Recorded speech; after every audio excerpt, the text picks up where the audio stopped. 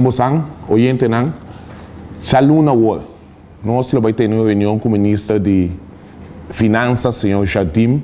Caminho nós vamos tocar o tópico que está é Fundo de Desenvolvimento para o Deporte de senhor Glenn Sullivan e senhora Malvina Cecília. Caminho da fundo nang contra tu regra e procedura nang awardo passar para o fundo e com finan político.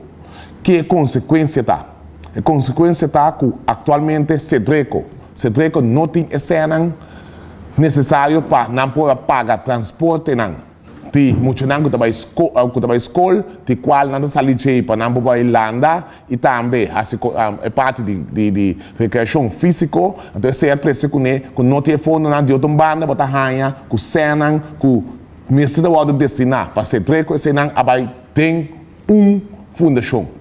Então, bastante tem fundação, que evitar para Chaluna Wall, não é bom de fazer acto de presença massalmente, só tem suficiente lugar para você sentar, caminhar para você mirar, bom claro, e sabe que você tem 20 anos, é parte de subsídio robês, para sombra grupito assim, de 24 horas, e assim aí, a só para não passar 3,7 milhões tem 4 anos. Que bem, você bini para assinar e você pode assistir massalmente e escutar a direção de reunião e principalmente e contesta seguro do senhor Jardim. Chamada da minha na publicação, você seguir a reunião aqui, que está de suma importância para nosso país. Seguir ele, e dia e fazer ato de presença, você também para assinar e nós pode chegar na claridade total. Porque esse é o nosso pedido, para turcos abai contra